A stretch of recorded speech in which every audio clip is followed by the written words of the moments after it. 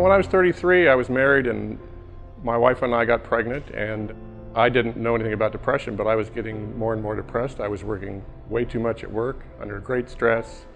And for the length of the pregnancy, I just kept getting worse and worse and worse, and I didn't know what was happening. Depression hurts a lot, confused me a lot.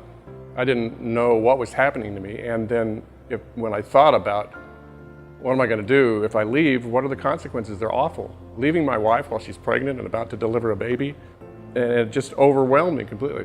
It was just the pressure just kept building and building, and I was just anxious through the roof and in pain. And I just felt, I'm going to explode. I'm going to lash out. I'm going to run through the window. God only knows what I might do. In the end, I just didn't know what to do, so I ran. I left.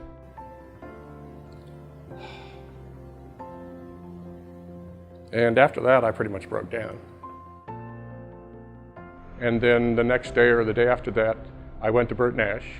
And for me, being there, it was really strange because I have this science background, and the whole idea of the stigma and all that of mental illness was something I didn't want to have anything to do with. And yet, under such a desperate situation, with the stakes being so high, I agreed to do it. It's always curious when you have someone that's been bold enough and strong enough to come to you for help. The first thing you know about Charlie is that he's a very smart guy. He's been smart all of his life. So the process with him of doing therapy was to take a look at why it is that people come to therapy. People come to therapy because either they don't like how they feel, they don't like how they think, or they don't like how they behave. I wasn't going to have to help Charlie think. So his process was, how do I connect up how I feel and what I do? I was just honored to be there with a person that has decided, I'm going to change my life, and you're the one that I'm going to invite be there and help me. George and I worked through a lot of things, and then George and I more or less became equals, and as I grew up, and really friends, although he won't admit it because it's a therapeutic relationship. But Bert Nash has meant so much to me and my friends because for me, it was the place I went when I was afraid to learn about mental illness, when I thought I was just crazy and I would be that way forever and there was no help. Bert Nash got me going in the right direction to start my recovery. Then I got to the point where I could work with this fantastic therapist who gave me my life back and gave me a future back. I did all the work, of course. That's what he would tell you. But I couldn't have done it without him. So thank you, Bert Nash.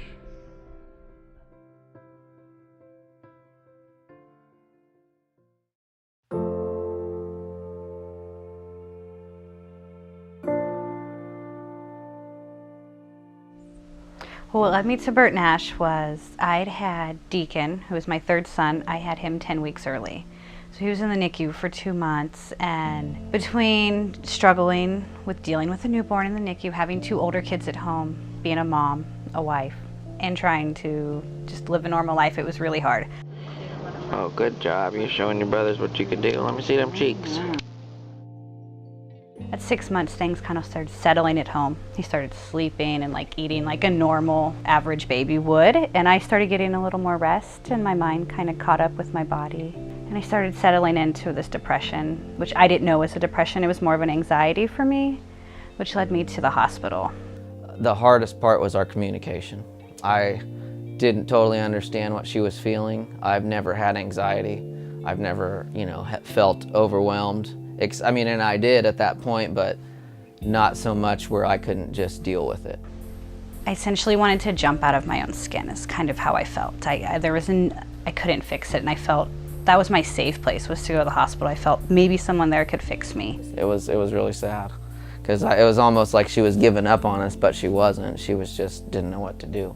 She was so overwhelmed with everything that had happened in the 2.5 months that we had the baby and finally got him home, that it all caught up with her. I went into Bert Nash and I seen a lady, and I talked to her for maybe 10 minutes. Just kind of told her what was going on and how I felt like I was losing it. And she hooked me up with Karen at Heartland. I had a therapy session with her, and I've been seeing her ever since.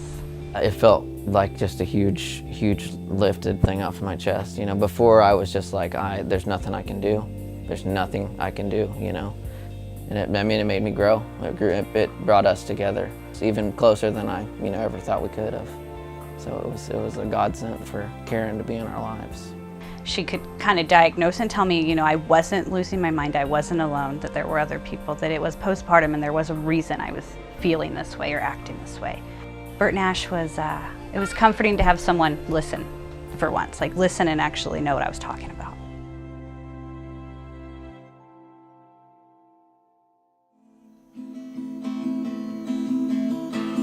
There is a house in New Orleans that they call the Rising Sun, and it's been the ruin of many a poor girl. And God, I know I am one. Woo.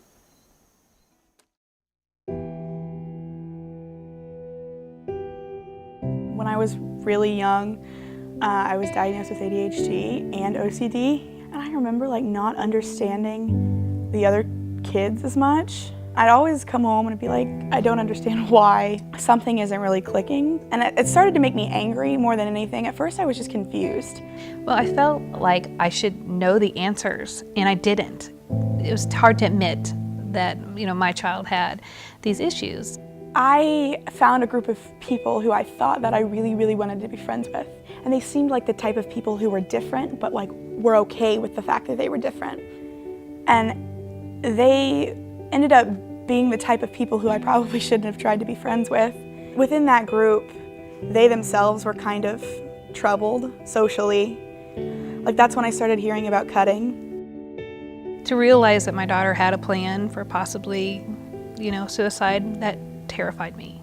And you go into a different state of mind at that point where it's more of an emergency. We realized we had a problem and that we needed help, and we needed help quickly.